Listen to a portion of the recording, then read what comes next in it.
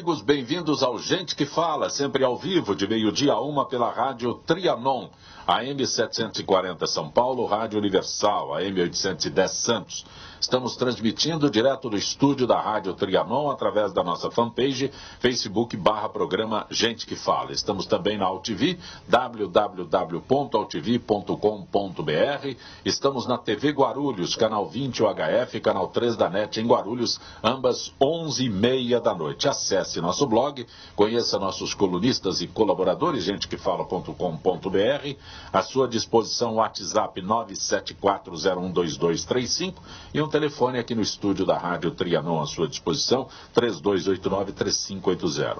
Hoje é Gente do MPD que Fala, parceria do Gente que Fala, com o movimento do Ministério Público Democrático, com apoio da revista Justiça e Cidadania.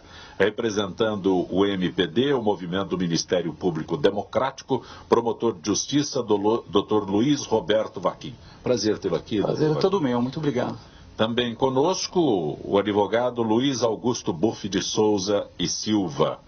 Luiz Augusto, prazer tê-lo aqui. Muito obrigado pelo convite, é sempre uma honra poder participar aqui, conversar com a população e expor a nossa visão aqui. Agradecer também o Ministério Público Democrático pelo convite. Nosso Gente do MPD hoje, toda quinta-feira, mas você, além de tudo, de advogado, é empresário e produtor musical. Exatamente. Tem tudo a ver? É uma área, eu trabalho muito com uma área do direito que a gente hoje chama de direito do entretenimento, né, que liga as questões do direito autoral com as questões contratuais nesse ramo. É um mercado que vem crescendo bastante no Brasil, o mercado da música, o mercado do audiovisual. Então a gente resolveu se especializar nessa área e vem trabalhando em conjunto, tanto do lado jurídico, com as questões contratuais, mas também do lado da produção. São muito divergentes as profissões de músico, advogado e músico. Muito. O Dr. Vaquim também é músico, é isso? Sim, como hobby, acho que são coisas que, apesar de divergentes, parece que elas se complementam, porque eu acho que enquanto tudo se integra, né? Elas são profissões que, no fundo, uma delas a gente segue as regras e a outra a gente quebra as regras, né? Porque para fazer música, para estar atuando... É fantástica essa análise, né? Mas é muito bom. O plenário do Senado aprovou terça-feira, em primeiro turno, por 61 votos a favor, 14 contra, a PEC do teto, que limita os gastos públicos. A matéria será submetida a uma segunda votação. Enquanto os senadores debatiam sobre o projeto, cerca de 10 mil pessoas se reuniram no gramado em frente ao Congresso Nacional em Brasília para protestar contra o que acontecia lá dentro. Dr. Luiz Roberto Vaquim, Dr. Luiz Augusto Buff, o Senado aprovou a PEC que congela gastos por 20 anos. Pois é, eu acho muito importante que a gente tenha uma conscientização no poder político, né, no Congresso, enfim, na administração pública como um todo, sobre a questão dos gastos públicos, né? Isso é muito importante que seja pauta, que seja reflexo, e é por isso que a gente já tem uma série de garantias constitucionais previstas, pisos para uma série de áreas, e a lei de responsabilidade fiscal também para colocar isso dentro de um enquadramento que seja probo, que seja honesto, que seja correto, né? Porém, a gente congelar os gastos públicos por 20 anos baseados num cenário atual é se desatar de qualquer situação que possa vir a acontecer no futuro, né? Travar, engessar o Estado de uma certa forma que ele não tem autonomia para ser conduzido da forma correta, né? Atento às mudanças, às questões de mercado, às situações que a gente não tem como prever. Quando eu leio, desculpa, doutor Vaquim, mas quando eu leio esse texto aqui, eu já li inúmeras vezes, né? O que foi colocado, eu fico analisando da seguinte forma, né? Não, vamos congelar, a educação está muito bem com o que tem. Pois é, a saúde está muito bem com o que tem. Eu acho que as críticas são inúmeras e acredito também que se quisermos extrair aí alguma coisa que é efetivamente positiva da PEC, é essa convicção de que o Estado brasileiro precisa gastar mais do que arrecada. né? Então, essa cultura que nós estabelecemos no país, de que nós podemos trabalhar devedor, sempre devedor, né? Isso é algo que precisa ser revisto, né? Precisa ser revisto também o gasto do Estado, talvez com coisas que não estão sendo debatidas na PEC. Por isso, né? que eu citei saúde e educação. Esse não é o problema. Exatamente. Quer dizer, quando nós comparamos o gasto público de saúde e educação, né, com outros gastos, né, e a maior crítica que se faz é com a amortização dos juros, né, que corrói aí praticamente quase metade, né, tem alguma coisa errada, não é? Porque nós não temos a saúde que nós desejamos, nós não temos a educação pública que nós desejamos e nós estamos dizendo para as próximas gerações que nós vamos congelar o gasto e unicamente aplicar o fator da inflação. Esse é um caminho, a meu ver, absolutamente perigoso, não é? Sobretudo, como o Luiz acabou de dizer, o futuro traz incertezas, não é? E unicamente a correção pela inflação, no que diz respeito à saúde e à educação, que são os temas que eu mais me preocupo, não é? Até em razão da minha atuação na área da infância e juventude, eu acho uma situação bastante perigosa, que nós tenhamos a possibilidade de rever daqui a 10 anos, porque afinal de contas nós estamos falando de uma emenda constitucional. Isso aqui não é algo que se mudará ao sabor do vento. É uma lei. É mais do que uma lei, ela se torna... Para simplificar, é uma lei.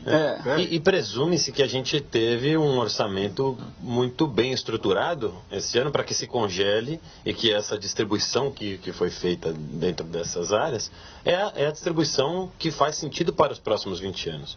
Na hora que isso foi aprovado, algum tempo atrás, né, for aprovado, não se tinha-se a consciência de estar pensando os gastos públicos para o próximo ano, né? É diferente você sentar e fazer um orçamento e pensar a estrutura de como distribuir os gastos para o próximo ano ou numa visão de longo prazo para 20 anos, né? Então, esse congelamento presume que isso foi feito de uma forma bem estruturada, pensando no futuro, o que não aconteceu.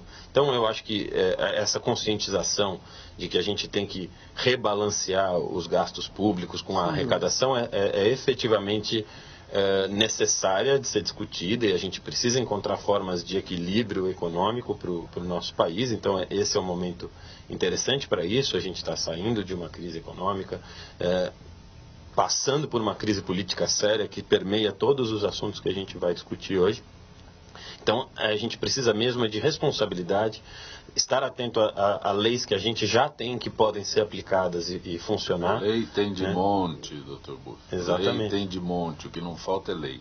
O que falta é a aplicação correta dela, né? E a gente colocar ela em exercício e dar valor ao que a gente já construiu e o que já foi construído ao longo da nossa... Doutor Vaquim, eu interrompi quando o senhor estava fazendo a sua análise, mas é uma lei, é uma PEC. A gente se perde, a gente lê com tanta habitualidade, né? PEC, PEC.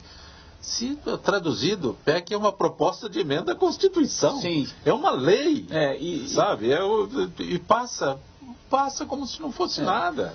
E o que para nós é preocupante, né? Que por se tratar de uma emenda constitucional que, se aprovada, ela integra o corpo constitucional, essa não é uma matéria que se modifica com facilidade. Nós estamos vendo e presenciando que difícil momento político o país passa, né? E uma mudança, mesmo que necessária no futuro, não é, que haja um consenso da necessidade de alterar esse dispositivo que agora se defende, ele passará pelo crivo político, ou seja, a mudança de um dispositivo constitucional é muito mais complexa do que a aprovação de uma lei. Para se reverter isso. É complexo demais. Exatamente. E quando a gente fala em educação e saúde, eu acho que a luz vermelha acende, né? Nós hoje olhamos o investimento público na educação e estamos seguros de que esse é o investimento que nós precisamos? Doutor Vaquim, só Pois não. Uma coisa que é importante a gente ressaltar também, que eu acho que vai permear alguns dos assuntos que a gente vai debater aqui, que eu já citei, que é a crise política pela qual a gente está passando. O distanciamento entre a representação que a gente tem no Congresso Nacional e o interesse e a vontade popular é tamanha e está simbolizado, inclusive, aqui no texto do que a gente fala. Ao mesmo tempo que isso está sendo aprovado no Congresso, está passando, a gente tem 10 mil pessoas na rua.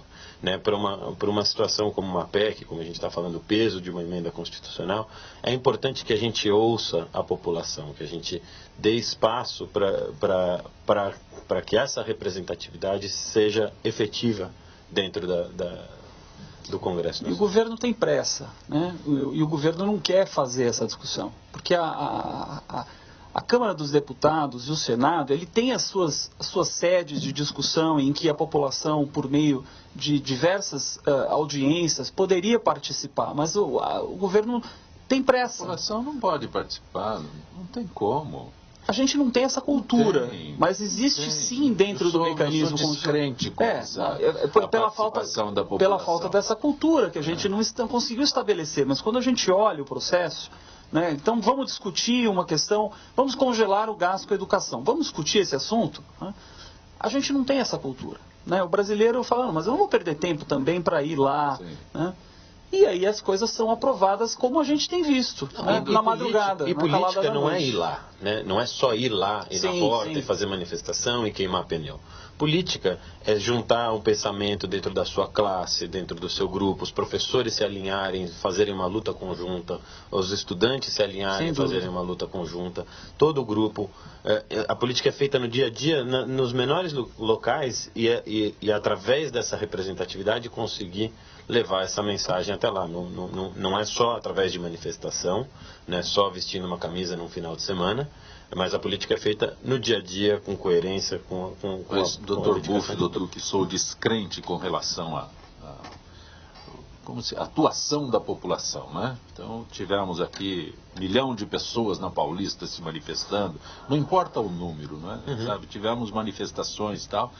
O plenário da Câmara, na madrugada, aprovou por 313 votos a 132 a possibilidade de juízes e membros do Ministério Público serem processados por crimes de abuso de autoridade. Enquanto estava todo mundo chorando lá pela Chapecoense, né? Estava naquela comoção nacional, a Colômbia também, né? O mundo todo, né? Mas foi bem colocado aqui, né? Eles fizeram o que eles queriam, né? Então, o que o Onyx Lorenzoni colocou lá, teve uma inserção de alguém que agora não se sabe quem foi. Então, essa é a minha descrença com relação a que a população possa fazer e realmente sensibilizar os políticos. Li 2 notícias aqui, uma do Senado, outra na Câmara, que foram assinadas na calada da noite. Esse é meu discreto. Agora, abuso de autoridade. Eu acuso o Dr. Vafim de abuso de autoridade. Eu acho que esse é um assunto. Esse é um assunto que a população precisa ter uma clareza em relação ao que está se falando, né? Ninguém prega que seja promotor, procurador, juiz, ninguém prega que nós possamos trabalhar sem responsabilidade. É evidente que todas as profissões elas têm que trazer a carga de responsabilidade. E a discussão de uma reforma legislativa na lei de abuso de autoridade, que é uma lei de 1965, ela poderia acontecer. Agora, o que salta aos olhos e o que traz essa repulsa, não é? Porque o sentimento para mim é repulsa. Não é? Na madrugada, até as 4 horas da manhã, a aprovação de diversos dispositivos é um sentimento de repulsa. Então, o que gera repulsa é isso vir exatamente no momento em que 2.400.000 cidadãos conseguiram levar para aquela casa um projeto de medidas para combater a corrupção. E aí, qual é o recado que a Câmara dos Deputados entrega para a população? Vocês querem então que nós mudemos dispositivos para aplacar a corrupção? Mas então também nós vamos, no mesmo diploma, vamos aqui amedrontar, vamos aqui colocar na parede, não é? Essa classe profissional que hoje, né, promotores, procuradores e juízes estão trabalhando, não é, arduamente. A Lava Jato é um patrimônio nacional e esse é um recado dos políticos para nós. Mas, doutor Fachin, quando acusam o Ministério Público de querer se tornar um quarto ou quinto poder, se dizem que a imprensa é o quarto poder, o Ministério Público tem desejo de ser o quinto poder. Eu não acredito nessa fala, eu acho que... Deve ter ouvido. Desde que eu me tornei promotor, é o que se fala. Sim. Da mesma maneira que eu vejo a imprensa fazer o seu papel, nós fazemos um papel de defesa da ordem constitucional e dos direitos indisponíveis, sobretudo. Eu acredito efetivamente que as pessoas cumpram a sua função, não é? E quando a gente cumpre uma função de combate à corrupção, isso provoca dor em quem quer manter esse regime que a gente assiste no país aí há tanto tempo, né? Eu não acho que é uma discussão de poder. É claro que as medidas que foram levadas, as 10 medidas, elas facilitariam muito a nossa vida, né? Mas o fato é, a Lava Jato está acontecendo, ela aconteceu desde o seu início sem que essas medidas fossem aprovadas. A Lava Jato vai continuar acontecendo, mas é certo que a aprovação dessas medidas facilitaria muito mais o combate à corrupção, mas no entender dessas pessoas, isso dá poder ao Ministério Público e dá poder à magistratura. Puxa vida, isso dá poder para a população. Isso faz com que a população tenha certeza de que o indivíduo que está lá representando está fazendo de uma maneira proba. É isso que a população quer. Ninguém está lutando por poder em termos de institucionais. Né? Eu não vou acordar amanhã mais poderoso porque essas medidas foram aprovadas. Quem acorda mais poderoso é a população. Então isso os políticos querem de toda forma maquiar. Distorcer. Correndo o risco de ser repetitivo e falando da nossa crise política, a gente passou por um grande problema no Poder Executivo, vem passando por um grande problema no Poder Legislativo e, por enquanto, o nosso Poder Judiciário ainda é o que sustenta e vem segurando o nosso país de certa forma, né? A Lava Jato, como disse o Dr. Fachin, já é um patrimônio nacional e um dos assuntos mais importantes da história do nosso país e precisa ser preservado. Eu acho que, claro, grandes movimentos tendem a ter certos exageros. Eu acho que isso não vai impedir a continuação da Lava Jato. Enfim, foi um primeiro passo. É importante esclarecer que foi só aprovado na Câmara, ainda tem que ir ao Senado. A gente já vê senadores se posicionando contra e tentando segurar essa dinâmica. É claro que é uma discussão política dentro de uma casa, dentro de um cenário que passa por grandes problemas.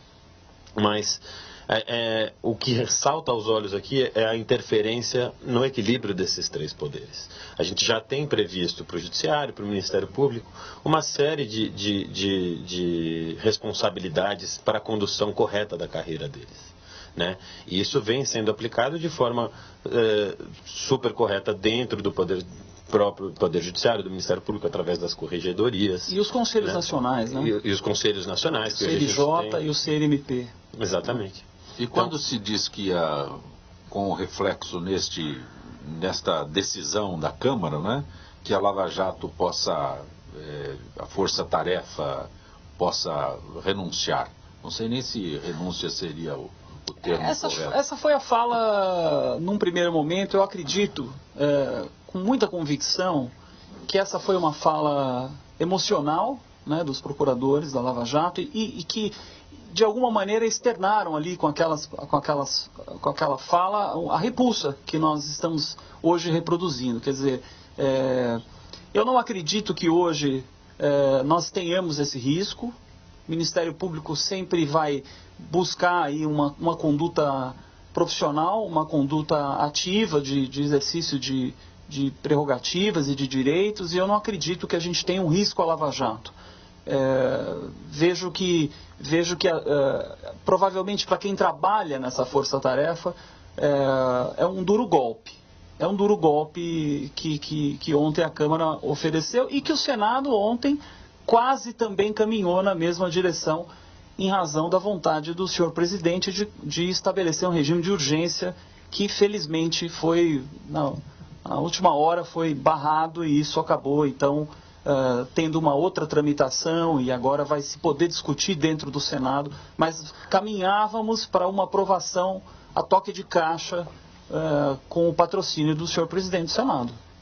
Esse vergonhoso fuso horário que trabalhou a Câmara para aprovar esse cenário já demonstra, né, justamente como o senhor falou, num dia que a gente teve uma fatalidade enorme, né, uma tragédia muito séria para o nosso país, para o mundo inteiro e para o nosso país, que ainda, ligando ao futebol, que é outro patrimônio nacional, muito pesado. Mas a gente tem que lembrar também que a gente está às vésperas, dentro da Operação Lava Jato, da delação da Odebrecht, né, uma das grandes, ou talvez a maior delação aí para este caso, né, que vai sacudir todo este cenário e afetar muitas das pessoas que fazem parte dessa votação, né? Então é muito importante a gente ver a ligação dessas coisas e estar atento, e a população também está acompanhando dia e noite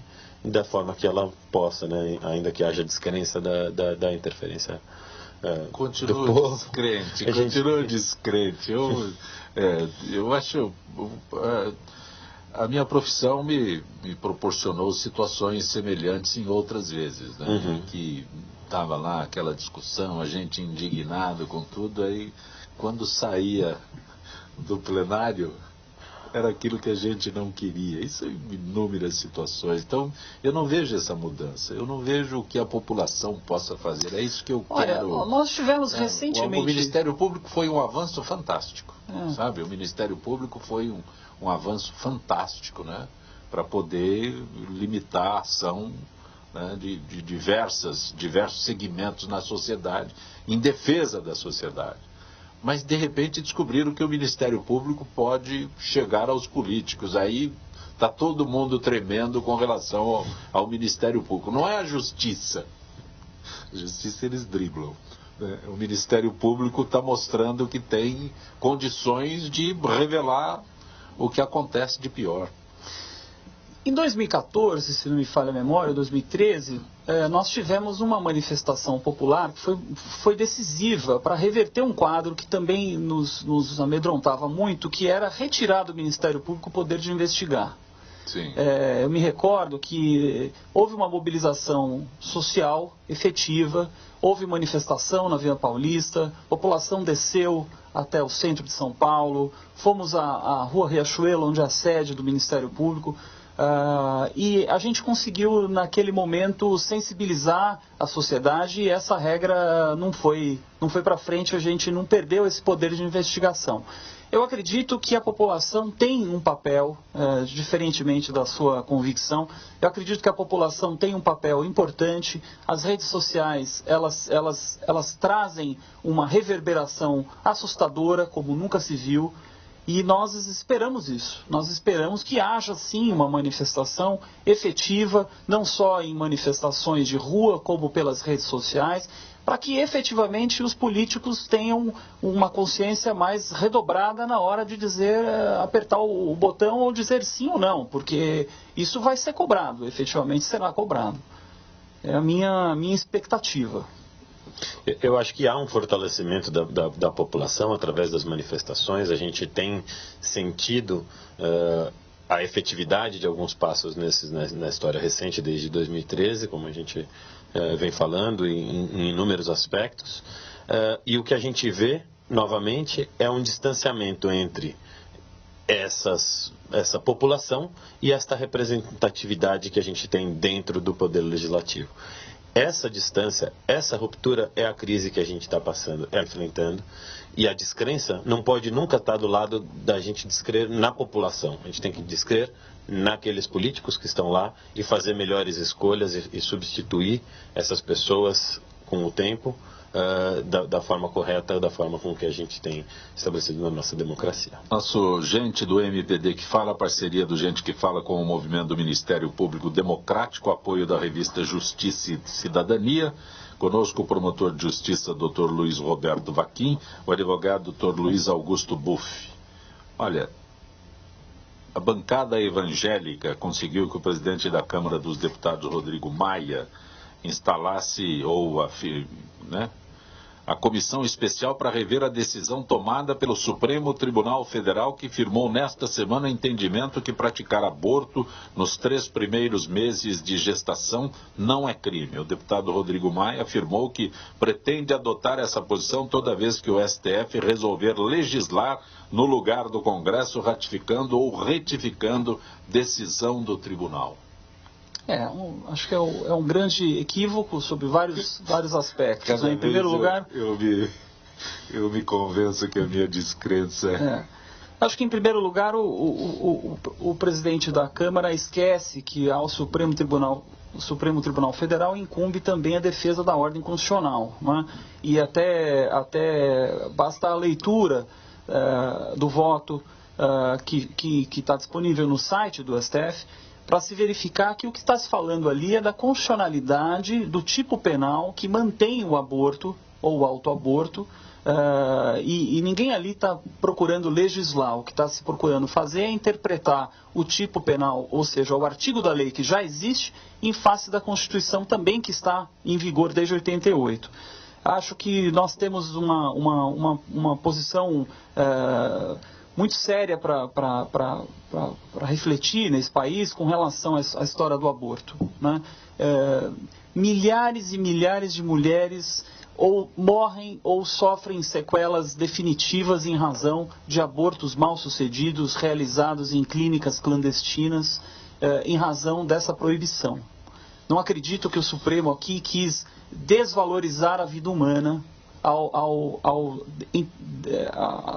emitir essa decisão. Na verdade, o que o Supremo pretende é valorizar, em primeiro lugar, o direito da mulher, que nesse momento em que o presidente Rodrigo Maia se posiciona dessa forma, ele desrespeita, não é? O direito dessa mulher sobre o seu próprio corpo, e eles especificamente trataram do aborto no primeiro trimestre, quando se sustenta que há ainda uma formação muito inicial que não pode ser confundida com uma criança. A gente está falando aí de um embrião que está crescendo, mas de uma forma muito ainda primária, muito inicial, em estágio muito inicial, e valorizando aqui o direito da mulher.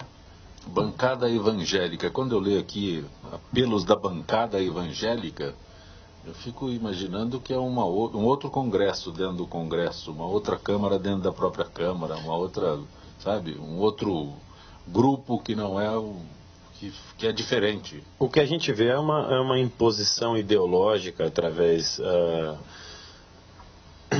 dentro do poder legislativo, né, tentar impor uma certa forma de ideologia, um certo pensamento a qualquer custo, para a população como um todo, desprezando as liberdades individuais, desprezando os direitos tão arduamente batalhados para as mulheres, para a preservação da vida como um todo, né? A gente tem no país uma decisão construída pelo Supremo de vanguarda, inclusive sob o ponto de vista global, na questão do aborto, uma questão que respeita limites, né? Como disse o Dr. Vaquim, que enquadra essa questão do aborto de uma forma bastante delicada, preservando diferentes pontos, sem se ater à questão ideológica necessariamente, né, mas preservando a amplitude desse debate. E a gente vê aqui, novamente, eu vou sempre bater na mesma tecla, mas é a questão do poder legislativo conflitando com o poder judiciário. Quando interessa. Quando interessa, né? E tentando contaminar e tirar a força que o nosso poder judiciário ainda tem e consegue mostrar que interpreta a nossa Constituição e que aplica as nossas regras de forma correta. Pelo Legislativo é assim, né? Quando me interessa, eu recorro ao Supremo. Quando não interessa, eu não quero o Supremo. Então, não, nós falávamos há pouco, né? Sim. Antes de iniciar o programa. Hoje nós vivemos uma realidade de casamentos homoafetivos, adoções por casais homoafetivos, dupla paternidade.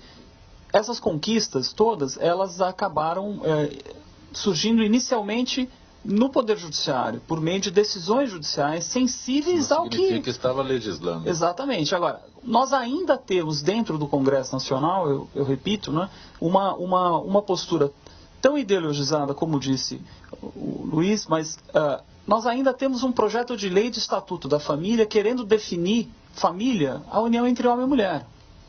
Então, há um descompasso muito grande entre aquilo que se procura fazer em termos de legislação e aquilo que hoje a sociedade já caminha e com o reconhecimento das decisões judiciais. Então, aqui, nessa questão do aborto, eu vejo mais uma vez isso se repetir. Deixa um espaço aqui para que a gente possa trazer a Gisele Souza, que é do setor da AFIPESP. Nosso contato todas as quintas-feiras. Gisele Souza, boa tarde. Boa tarde, Zancopé. Boa tarde aos debatedores do Gente que Fala. A gente traz aqui informações não apenas aos associados da Associação dos Funcionários Públicos do Estado de São Paulo, mas ao público em geral. Gisele, quero abordar contigo hoje um prazo maior para pagar empréstimo consignado ao servidor público. Como se dá a cobrança do empréstimo consignado? Então, Zancopé, a modalidade de empréstimo disponível para servidores públicos, conhecido como crédito consignado, tem os descontos das parcelas retirados diretamente do salário, assim que é depositado em sua conta. É a garantia que os bancos e as financeiras têm de evitar a inadimplência. Em compensação, oferecem juros mais baixos do que os praticados pelo mercado em outros tipos de empréstimo. Gisele, há uma explicação para se justificar esse aumento no prazo dos parcelamentos dos empréstimos? Sem dúvida alguma, o grande motivo é a crise. Por isso, governos e prefeituras estenderam os prazos e os limites de pagamento dos empréstimos consignados. Em São Paulo, o aumento foi de 5 para 8 anos. Porém, o limite de desconto nos contra-cheques subiu de 30% para 40% da renda. Os servidores federais também contam com o mesmo prazo, mas com desconto menor, passou de 30% para 35%. É a tentativa de ajudar os servidores públicos endividados. De qualquer forma, quando o empréstimo é de longo prazo, este pode representar grande risco. Mas, Gisele, quem recorre a esse tipo de empréstimo, que risco pode correr? Os mesmos de qualquer outro em uma situação como essa, Zancopé. Conseguir fechar as contas no azul todo fim de mês. Além de a inflação estar corroendo o poder de compra dos brasileiros, o prazo mais elástico para a quitação do débito faz com que o empréstimo fique muito maior do que o valor inicial solicitado. Isso por conta dos juros cobrados, mesmo que estes sejam mais baixos, como acontece nesse tipo de empréstimo. Existe uma forma de se usufruir com vantagem em chegar ao fim do mês sem sofrimento, Gisele? Tem sim, Zancopé. Para quem extrapolou nas dívidas, o melhor é aproveitar a oportunidade e utilizar um prazo maior para pagar. Já as pessoas que possuem dívidas menores, a dica é tentar diminuir ao máximo o prazo para a quitação. Assim, o empréstimo, no fim das contas, será um bom negócio no momento do aperto. Gisele Souza, agradeço tua gentileza mais uma vez com o nosso Gente que Fala. Uma boa tarde. Boa tarde, Zancopé, e até o próximo programa. Hoje é o nosso Gente do MPD que Fala, parceria do Gente que Fala com o Movimento do Ministério Público Democrático, apoio da revista Justiça e Cidadania. Conosco hoje, representando o MPD, o promotor de justiça, Dr. Luiz Roberto Vaquim, e também conosco o advogado Dr. Luiz Augusto Buff, que é empresário, produtor musical. Dr. Buff, aproveitando quando a gente informou que o senhor estava aqui no Gente que Fala, o senhor disse que nessa área de direito autoral.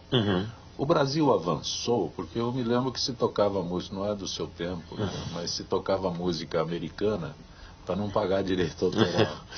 O Brasil avançou bastante, o Brasil Deixa eu tem... colocar melhor. Até nos anos 50, artista nenhum sabia o que era direito autoral no Brasil.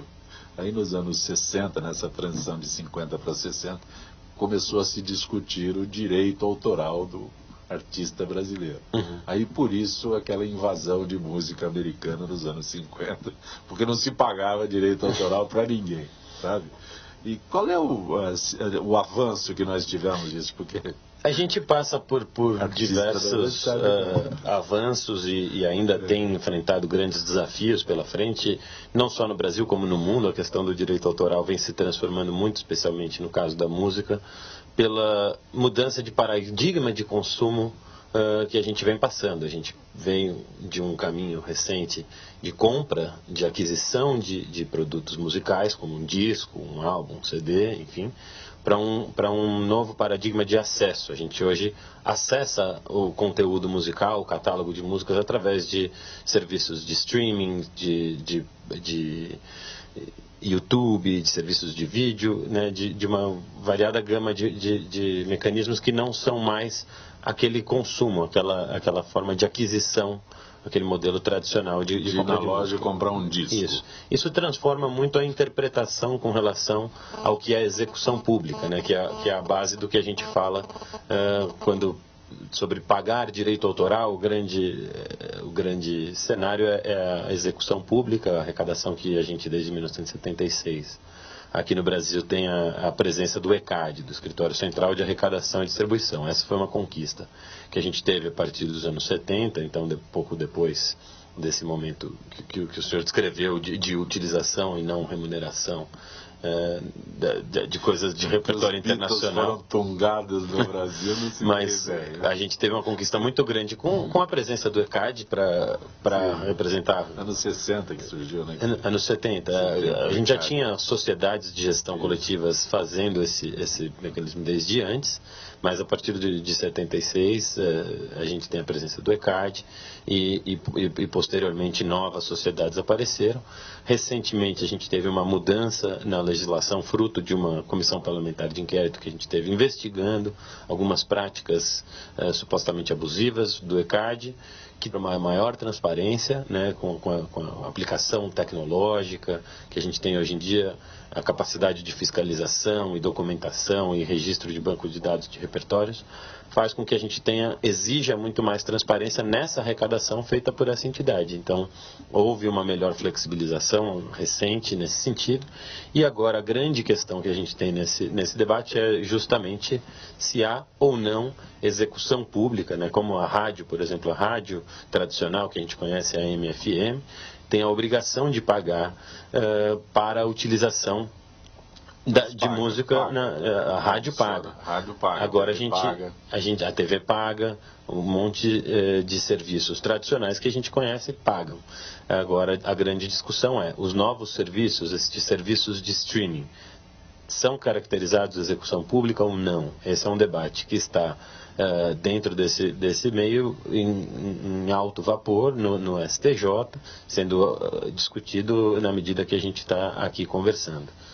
Então ainda está caminhando para um cenário de que não há, né? Então existem diversas interpretações diferentes, interesses como qualquer. Quem usa não quer pagar, quem apresenta o seu trabalho quer receber. Mas também receber através de uma entidade que de repente seja um filtro a mais, um intermediário a mais, ou quando você poderia receber por outra forma, talvez. Então é uma discussão bastante complexa que está a todo vapor.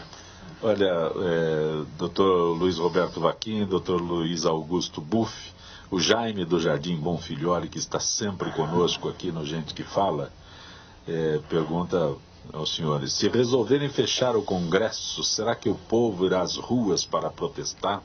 Fechar o Congresso já? Eu acho essa pergunta muito boa, porque isso comumente retorna à pauta, né? Em algumas manifestações nós podemos ver grupos que se manifestam dessa forma. Eu acho que a gente tem que manter a nossa lucidez, entender que não existe outro caminho que não seja por meio da democracia. porque nós já vivemos tempos muito duros nesse país por falta de liberdades públicas, por falta de direito de manifestação. Então, efetivamente não há esse caminho a ser traçado, não é? Fechamento de congressos significaria ruptura política, ruptura da democracia, e não é isso que nós precisamos. A gente precisa fazer com que as pessoas participem cada vez mais, que as pessoas cobrem cada vez mais os seus representantes, que é uma cultura que nós não temos, né? Se perguntarmos para qualquer um de nós mesmo, olha, quantas vezes você mandou um e-mail para o seu deputado externando a sua opinião acerca de um projeto que está sendo debatido? Provavelmente pouquíssimas pessoas fazem isso. E essa é uma iniciativa que a gente precisa passar a fazer, não é? Efetivamente, pensar em romper com as instituições seria um atraso colossal para o país e efetivamente não é alternativa. Fora de questão, Dr. Buff? Fora de questão, eu concordo plenamente com o que o Dr. Fachin falou. O que a gente precisa é justamente o restabelecimento do respeito que a população deve ter pelo poder legislativo e pelo poder executivo, e também pelo poder judiciário, claro, para que exista esse equilíbrio e que todos exerçam a função dada a cada um desses poderes através da nossa Constituição tão arduamente batalhada pela população, para que a gente tivesse isso restabelecido. Há uma convocação para uma manifestação neste final de semana aqui na Avenida Paulista. A Rádio Trianon fica na Avenida Paulista 900, primeiro andar. Então, eu achei interessante, porque a convocação tem dos dois lados, né? Inclusive fora Temer. Aí eu fico imaginando alguém que esteve na Paulista há alguns meses pedindo um fora Dilma a favor do Temer. Agora fora Temer para quem? Sabe, eu não fico imaginando essa argumentação que possa levar as pessoas a uma manifestação. Olha, eu vivo hoje uma realidade singular de ter um filho que se aproxima do seu aniversário com 17 anos e que discute política comigo. Maravilha. De uma forma muitas vezes até acalorada, né? E eu fico procurando lembrar dos meus 17 anos e vejo que há uma evidente diferença no grau de conscientização que eles tenham, que hoje efetivamente eles têm, do que nós tínhamos, não é? Então, acho que é um ganho expressivo. O ganho do se apropriar da coisa política, eu acho que é um ganho para a população, para os jovens, e a gente tem que viver numa sociedade plural. A Avenida Paulista ela tem que ser palco para todos esses grupos, e o que a gente tem que procurar, a meu ver, é ficar menos bipolar, com menos preocupação de adjetivar o próximo para saber se ele é A ou B, porque se ele não for igual a mim, ele é meu inimigo. A gente tem que aceitar que nós temos um espaço público que pode ser compartilhado por ideias plurais. O Dr. Buff, Marcos de Pinheiros, não sei nem se é a tua área aqui, mas ele pergunta sobre como deve proceder algum paciente que não encontra remédio receitado nos postos de saúde e hospitais públicos. Seria tua área aqui? Não é a minha área de atuação. Não sei se o doutor... Eu posso dizer a ele o seguinte: existe hoje, em razão da nossa crise econômica que passa o país, existe um problema hoje gritante de falta de medicamentos na rede pública, e esse assunto é um assunto muitas vezes levado ao Ministério Público, né? Os promotores que atuam na área de saúde pública, os promotores que atuam na área da infância e juventude, recebem diariamente, né, nos seus locais de trabalho, pessoas com esse tipo de reclamação. A Defensoria Pública também tem uma atuação importante, e muitas vezes, lamentavelmente, nós temos que provocar o Poder Executivo, por meio de ações, para que o Judiciário determine a entrega de determinado medicamento que, em algum momento, algum gestor entendeu que, por conta da crise, precisaria ser cortado por falta de recursos. O direito à saúde é um direito que já foi absolutamente garantido e sustentado pelo Supremo Tribunal Federal. O Poder Judiciário todas as vezes que provocado, tem uma parcela aí muito fixa, muito decisiva na concessão de medicamentos que deixam de ser entregues. E, portanto, eu recomendo ao ouvinte que ele procure ou a Defensoria Pública ou o promotor de justiça da sua localidade, do seu bairro, e leve a sua reclamação. Mas, doutor Vaquim, a população, o brasileiro, vamos nem colocar a população, o brasileiro não entende muito bem como é o funcionamento da justiça. Então, quando o senhor diz procure a Defensoria Pública, parece algo tão distante. É verdade, mas eu lhe digo com franqueza, eu sou promotor há 20 anos. Sim, não, eu cito isso porque eu acho que quanto mais se puder esclarecer, melhor é. Essa pergunta que foi feita aqui, como proceder, né? Essa cultura de procurar o promotor e a defensoria, antigamente, que era feita pela Procuradoria de Assistência Judiciária, ela realmente existe. Nós temos aí diariamente mecanismos existem. E nós temos população nos procurando. Né? Mecanismos existem, mas a população acha que é distante, acha que é inatingível, acha que é caro. Resumindo, acha que é caro. Mas como? Quanto eu vou gastar para ir numa defensoria pública? Nada. Não, sim, eu sei, mas essa é a pergunta que eu já ouvi inúmeras vezes. Não, eu acho que é muito importante. A justiça é caro. Eu acho que a justiça, de modo tradicionalmente falando, ela é cara, porque quando o cidadão contrata um profissional que é o advogado e ele assume esse custo, além dos custos para o andamento da ação, perícia, tudo isso é muito caro. Mas quando a gente está falando especificamente de uma situação como essa, que é o fornecimento de medicamento, normalmente nós estamos falando de uma população mais vulnerável que faz uso desse canal que é o Ministério Público, a Defensoria, e é beneficiário de assistência judiciária gratuita. Então, se ele amanhã procurar o defensor ou o promotor de justiça e for ajuizado alguma ação em seu favor, essa ação, muito provavelmente, em se tratando de uma pessoa mais vulnerável, ela vai ser gratuita. Doutor Vaquim, doutor Buff, essa notícia é sobre um projeto carioca, Todas por Elas, Todas por Todas, né? Que lançou a campanha Mas Ele Nunca Me Bateu, hashtag Mas Ele Nunca Me Bateu. A ideia é alertar para o grave problema do abuso psicológico, que é uma das formas mais comuns de violência doméstica e também a que passa mais despercebida. As marcas desse tipo de agressão podem não ser visíveis na pele, mas deixam feridas internas profundas. Abuso psicológico e moral constantemente minimizado e naturalizado. A sociedade entende como algo normal. Dr. Buff, Dr. Vaquim. Infelizmente, esse é um problema grave que a gente tem na nossa sociedade e não há nenhuma distinção disso entre classe social. A gente vê no dia a dia, em qualquer cenário, violência doméstica, né? É claro que não se trata aqui esse projeto carioca do Todas por Todas, enfim, essa questão da violência psicológica não se trata de colocar na balança qual violência é mais pesada, mas também ressaltar, né, a violência psicológica muitas vezes é pior que a violência física. Não se trata disso, porque são incomparáveis. O importante é destacar que existe também uma violência psicológica que faz e aumenta o sofrimento das pessoas de uma forma gravíssima, às vezes tão grave quanto uma violência física, que a gente precisa de medidas e de apoio a essa população para saber como enfrentar, né, como passar por essas dificuldades. A gente vê quase todos os dias, seja por motivos profissionais ou por motivos pessoais, esse tipo de situação que é um terror, e as pessoas muitas vezes que enfrentam esse tipo de situação se calam.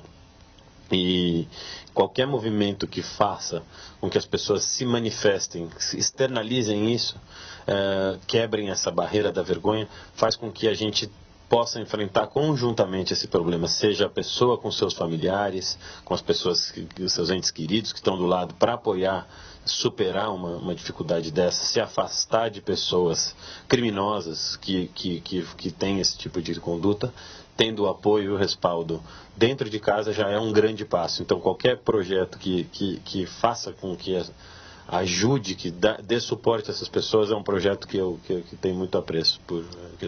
Eu acho a iniciativa carioca fantástica. Eu acho fundamental a gente ter em mente que a violência... Aqui é algo que eu acredito que a sociedade produza efeito positivo. Sim.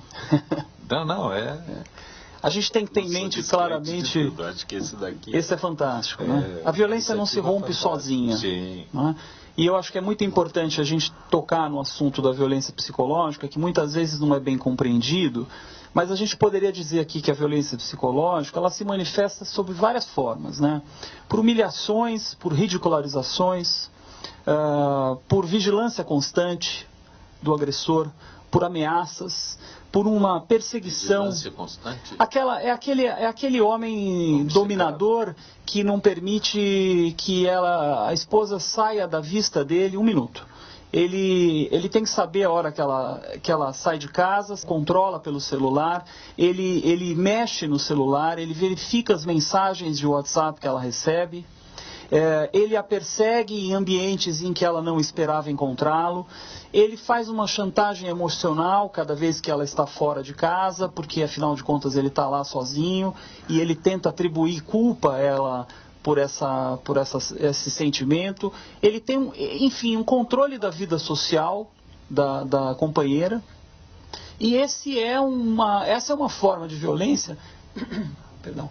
Essa é uma forma de violência que pode evoluir, sim, para a agressão, para aquela violência física que nós estamos mais acostumados a vislumbrar. O senhor desenha um quadro, né, de uma vigilância que está um milésimo da violência física. Sim. Né? O senhor desenha um quadro e... A gente pode o pensar limite é muito pequeno. Muito pequeno. E a gente pode pensar realmente em gradação. Não é como se nós tivéssemos aqui uma gradação, porque ninguém começa um relacionamento e de uma hora para outra se torna um agressor físico. A mulher, quando ela sofre a violência física e ela se apercebe de que ela está sendo vítima de uma situação de violência, ela fazendo um flashback da sua história, da história desse relacionamento, e quando ela é trabalhada para isso, quando ela está dentro de um processo terapêutico, ela começa a perceber todos os sinais pretéritos desse relacionamento que levou até aquela agressão física se concretizar. Então, a mulher que usa uma roupa curta e o marido fala assim, puxa, essa roupa é linda. Não é você está bem ou está fora, né? Você não está com corpo para usar esse vestido, mas a roupa é muito bonita. Ele consegue afetar a autoimagem dela, ele consegue afetar a autoestima dela. E ele, em princípio, não a agrediu, né? Ele, em princípio, ele só fez uma crítica. Não, amor, é lindo o vestido, mas para você não está bom, mas quem sabe para sua irmã? Uma violência travestida de elogio. De elogio. E ninguém sai de uma situação do 0 ao 100 sem passar por todas as outras tonalidades, as outras gradações. Não é? Então, eu acho que é um projeto fantástico. Isso faz com que essas mulheres que vivem essa situação busquem ajuda, busquem apoio, para romper o ciclo. A gente costuma dizer que existe um ciclo de violência e elas precisam romper esse ciclo. É engraçado porque à medida que a gente está discutindo isso, estou passando, né, como eu falei, isso está no nosso dia a dia, não só por motivos profissionais, mas também pessoais, e tenho pessoas próximas passando por esse tipo de situação, e quando a gente tem uma campanha como essa que desperta a comoção popular para isso, é fundamental que, né, a gente ouve muito falar sobre a dificuldade que as pessoas têm e a crença que a pessoa tem no outro, no companheiro, de que aquilo foi apenas um episódio, foi apenas um detalhe, ou foi uma coisa que passou despercebida. Ele, né, pegando esse mesmo exemplo da roupa, ele falou por falar. Mas é importante a pessoa saber que esta é uma violência, que isso sim pode gerar uma gradação, pode ser que também, claro, a gente não pode generalizar, pode ser que nunca vire uma violência física, esta violência emocional, psicológica, que também já é uma violência. E é importante a gente saber e apoiar essas pessoas e mostrar basta e tentar romper e não aceitar e ter o apoio das pessoas por perto. Mas, Dr. Buff e Dr. Vaquim, quem passa por uma situação dessa não conta. Pois é, por isso Como regra, não. Como regra, não. Como regra, não. Mas eu acho que projetos como esse, eles realmente colocam o problema fora de casa, não é? Quer dizer, eles fazem com que aquele problema que está preso em quatro paredes, ele possa ser falado, ele possa ser discutido. Eu vou efetivamente enaltecer aqui um trabalho que o Ministério Público tem no Estado de São Paulo sobre isso. Nós temos um grupo especial que trabalha especificamente com violência doméstica, que tem feito um trabalho fantástico. É muito pouco ainda, as estatísticas são assustadoras. O Brasil é um país que está aí na ponta dos países do mundo em termos de prática de violência doméstica. E é um trabalho que já tem bastante ramificação. O GVID, nós temos na cidade de São Paulo vários núcleos do GVID, dividido por regiões, várias cidades da Grande São Paulo e do interior também, onde eu trabalho em Barueri. Nós temos um trabalho hoje implantado em parceria com a Guarda Municipal para tratar da questão da violência doméstica, de um monitoramento das situações de violência, de quem já foi à justiça ou quem já viveu esse problema. Nós temos a rede de assistência social, não é? Especificamente o equipamento CREAS e os CRAS, que são equipamentos da assistência social, Centro de Referência da Assistência Social, que devem também acolher essas pessoas para que esse assunto seja falado. A única maneira de nós acabarmos com a violência é falando sobre ela para que ela se rompa.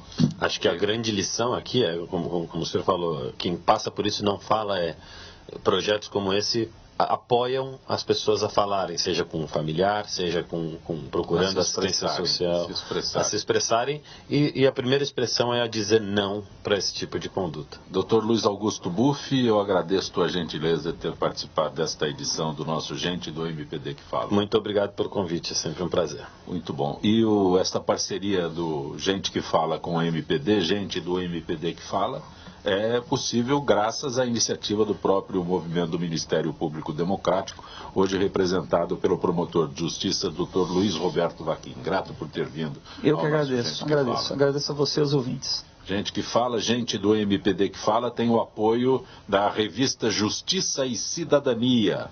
Direção-geral do jornalista Fausto Camunha, diretora de produção Zenilda Salvato, redação Pedro Esquiavão, produção cultural Ricardo Godoy, na rádio Trianon, Benevené, Cléo Rodrigues, Neildo Neres, Ricardo Valim, na direção da TV Guarulhos, Fernando Mauro, na direção da UTV Alberto Luquete, na técnica James Eduardo, Paulo Afonso, Iago Matsumoto. Estaremos de volta amanhã, meio-dia. Gratos, até lá.